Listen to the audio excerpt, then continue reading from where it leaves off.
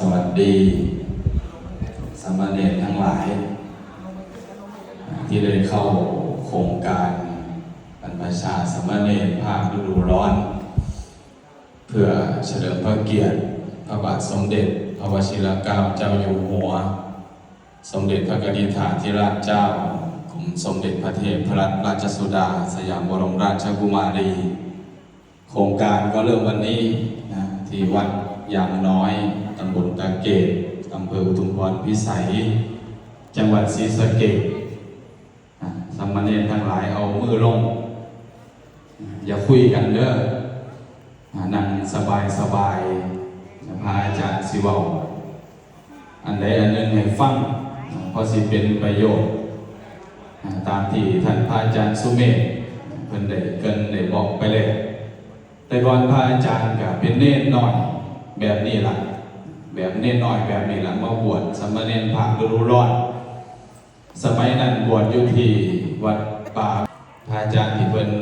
ถ่ายรูปถ่ายวิดีโอมาอบรมสามเณรน้อยทั้งหลายแต่ก่อนเพิ่นก็เป็นผู้อบรมพระอาจารย์คือกันตั้งแต่พระอาจารย์เป็นเนรแซ่นี่อาจารย์ก็เคยถูกตีมาแล้วถือพระอาจารย์สุเมธตีมาแล้วคือกันสมัยเป็นเนรน้อยนะตั้งแต่เป็นเนรเป็นนักเรียนนะครับ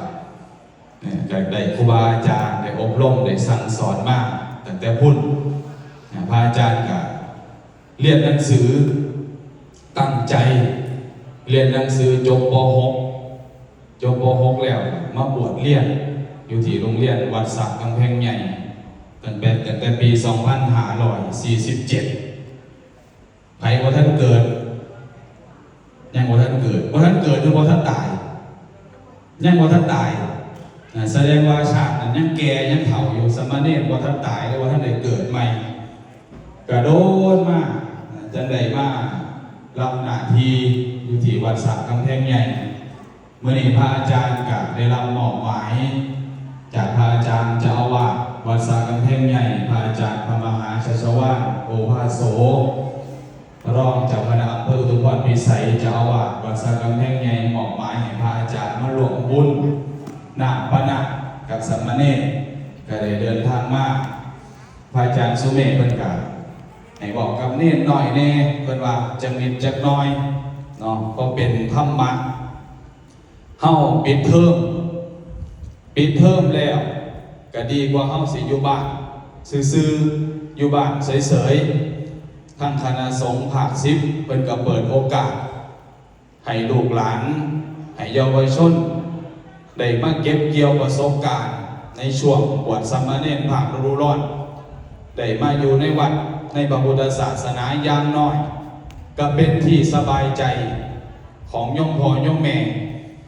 พระอาจารย์เสือเลยว่าสามเณรทั้งหลายที่มานั่งอยู่นี่ที่มาบวชอยู่นี่อยู่ในผ้าเหลืองนี่อย่างน้อยก็เป็นที่สบายใจโยมพ่อโยมแม่เฮาสบายใจเด้บ่คือเฮาอยู่เฮือนเลยเฮาอยู่เฮือนขอเงินบาทนึงขอเงิน5 บาท10 บาทเอ้ยง่ายคือยากเนี่ยว่ายากคือง่ายเพื่อสิได้นี่ยากขนาดแม่ขอเงินไปซื้ออันนั้นแน่แม่ขอเงินไปซื้อนี่แน่เพื่อสิได้โอ้ยยากแต่ว่าเฮามาบวชนี่โอ้พ่อแม่สบายใจอยากได้หยังอยากกินหยังอยากมีหยังพ่อแม่หาให้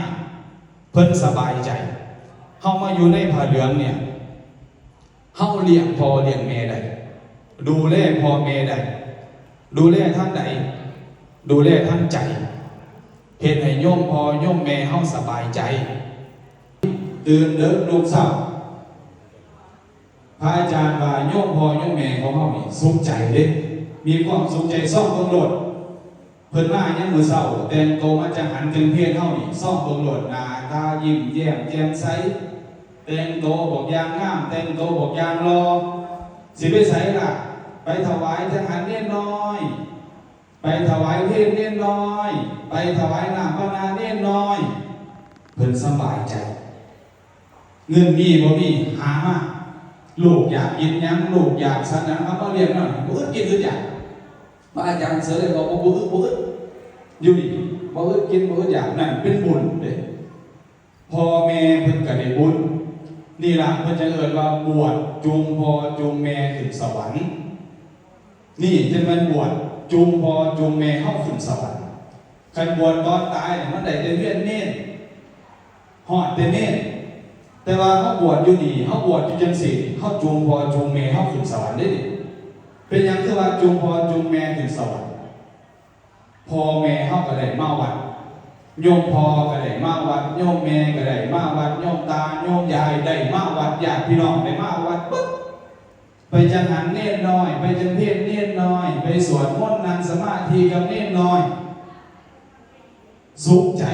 สบายใจพ่อแม่ก็สุขใจสบายใจนี่จังมาบวชจูงพ่อบวชจูงแม่ขึ้นสวรรค์จำไปเลยเนี่ยเด้อนี่แหละคือการบวชจูงเพิ่นเฮ็ดให้เพิ่นมีความสุขใจเฮ็ดให้เพิ่นมีความสบายใจได้ยินบอกคำว่าสวรรค์อยู่ที่อกนรกอยู่ที่ใจขันมีความสุขมันก็คือได้ขึ้นสวรรค์ขึ้นสวรรค์ทั้งที่ว่าท่านได้ตายมีความสุขจากไหนมีความสุขจากลูกอยู่วัดลูกบวชเป็นเด็กน้อยมีความสุขต่างกันบ่ลูกโอ้ยขี้ดื้อเล่นแต่เกมเว้ากับบ่เชื่อเว้ากับบ่ฟัง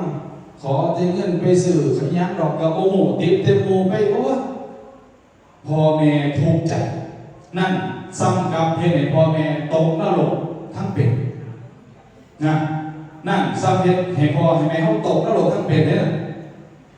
นอนกับบ่รับจะไปเล่นอยู่ไสจะไปเที่ยวอยู่ไสสิไปลงน้ำบ่กับบ่จักเนี่ยพ่อแม่เป็นห่วงเป็นใหญ่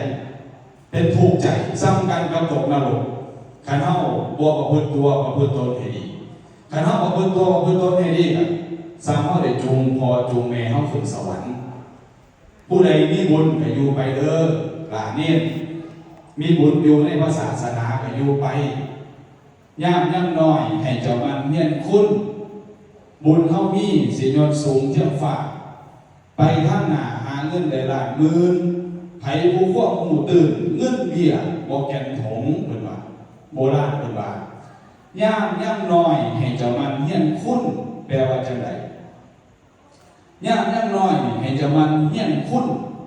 หมายถึงว่าให้เฮารู้จักคุณของผู้มีพระคุณให้รู้จักคุณพ่อคุณแม่ตาเฮาให้รู้จักคุณครูบาอาจารย์ให้รู้จักคุณของผู้หลักผู้ใหญ่เพิ่นมีคุณมีน้องแบบใดต่อเฮานี่ล่ะเพิ่นจะว่าย่ำน้อยให้เจ้ามันเฮียนคุณบุญเฮามีสิยศสูงเสียงว่าอนาคตบ่ฮู้ดอกนั่งอยู่นี่อาจสิเป็นเจ้าอาวาสอาจสิเป็นเจ้าคณะตำบลอาจสิเป็นเจ้าคณะอำเภออาจสิเป็นมหาปริญญาสูงขึ้นไปเป็นครูบาอาจารย์เป็นผอเป็นตำรวจเป็นทหารขันบุญนี้บุญก็มาจากสายบุญก็มาจากการทำกรรมที่ดีตั้งใจเรียนขยันศึกษาเราเรียนเป็นที่หักเป็นที่สอบใจพอใจของหัวหน้าของครูบาอาจารย์มันก็จะเลิกบุญเท่านี้สิยศสูงเทียมฟ้าไปทางหน้าหาเงินได้ล้านหมื่นไผผู้ควบผู้ตื่นเงินเบี้ยบ่แก่นถงขันคนมีสติมีปัญญามีความหูมีความสละเป็นใหญ่เป็นโตไปใส่กับบ่อับบ่จนไปใส่กับบ่ทุกข์บ่ยากตกน้ำบ่ไหลตกไฟบ่ไหม้ไปอยู่ไสก็ได้มีแต่ความเจริญรุ่งเรืองไปข้างหน้าเพราะว่าอย่างหนึ่งเฮารู้จักบุญคุณของผู้มีพระคุณสองเฮาได้ศึกษาได้เรียนรู้ได้ปลูกฝังเจ้าของได้พาเจ้าของสูงขึ้นหลวงปู่เครืองเพิ่นบอกเสมอว่านกบ่มีขนคนบ่มีความรู้ขึ้นที่สูงอย่างนกเนี่ยมันมีแต่ปีกแง่ๆๆๆบินบ่ได้เลยมันต้องมีขนมันจึงบินได้คนคือกันคนก็ต้องมีความรู้จังสามารถขึ้นไปสู่ที่สูงได้อยู่ที่สูงได้มีความรู้มีความสามารถนี่เฮายังน้อยมีโอกาสมาบวชเรียนผู้ใดอยู่ต่อได้กับบวชเรียนศึกษาเราเรียนได้เป็นใหญ่เป็นโตไปอนาคตศึกษาละเพียงไปกับตั้งใจศึกษาเราเรียนกับมีอนาคตต่อไปจะเริ่มรุ่งเรืองต่อไป ผู้ควบหูตื่นเงื่อนเบี้ยบ่แก่นถูกขันมีควบหูตื่นควบหูเพียงซ้ำใดซ้ำหนึ่งกะถือแต่เขาตัวถือแต่เขาหลอกถือแต่เขาโกงเนี่ยฉะนั้น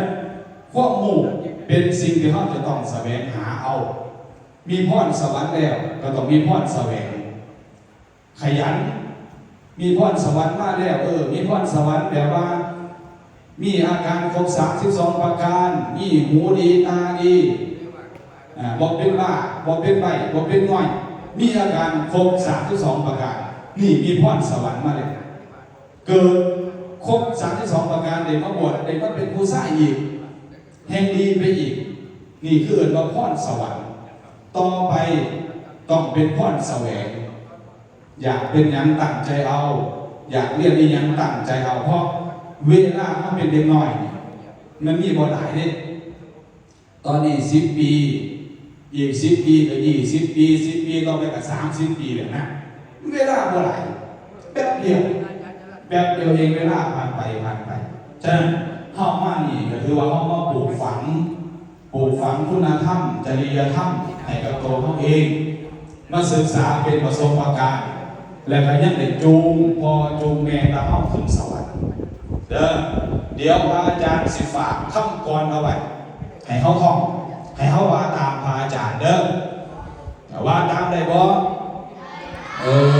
เวลาบอกกับพระอาจารย์ต้องพนมมือนั่งใดบอกกับพระอาจารย์ตอบพระอาจารย์ได้ครับผมพนมมือนั่งสวยๆว่าตามเป็นคนมีน้ำใจไม่ไร้สัจจะไม่อกตัญญูไม่อยู่อย่างโจรเนี่ย4 คำนี้ผู้ใดเป็นเด็กอยากเป็นคนดีประพฤติเอา1เป็นคนมีน้ำใจไม่ไร้สัจจะไม่อกตัญญูไม่อยู่อย่างโจรมีน้ำใจไม่ไร้สัจจะไม่อกตัญญูไม่อยู่อย่างโจรมีน้ำใจไม่ไร้สัจจะไม่อกตัญญูไม่อยู่อย่างโจรว่าเองบัดว่าเองให้พระอาจารย์ฟังชัดๆชื่นใจบาทใน1 2 3มีน้ำใจก่อนเป็นคนมีน้ำใจ1 2 3ไม่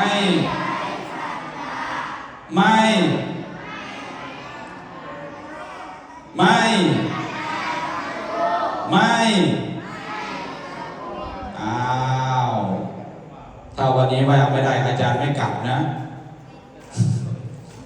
เป็น